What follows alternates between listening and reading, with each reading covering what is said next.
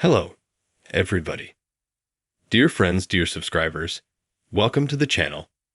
In this video, I will show and tell you how to delete Safari on iPhone. Please subscribe to the channel, write comments, watch the video to the end, put likes. Let's get started. The first thing you need to do to uninstall Safari from your iPhone or iPad. We need to find this icon, press it. After that, here we click Remove App and click Remove from Home Screen. So we can't remove this icon, since Safari by default on our iPhone, but we can hide it. We've hidden it. It doesn't seem to be there. But if we release the control panel and we put Safari in the search box, then it's there. To remove it, so that even in the search box we can't find Safari. To do that, we need to go to Settings.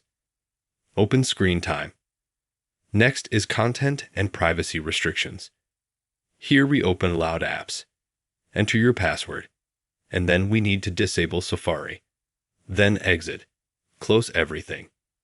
Open Control Panel, and enter Safari again.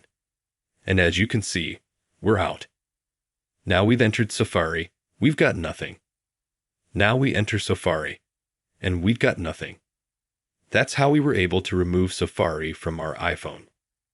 If you want to add it back in afterwards, go into Settings. Click on Screen Time, Content and Privacy Restrictions. Make sure you turn that setting on. Enter your password here and click Add Safari. Then your Safari should appear on your screen. If you liked this video and it helped you, please subscribe to the channel. Give it a like. Thank you all for watching. See you later.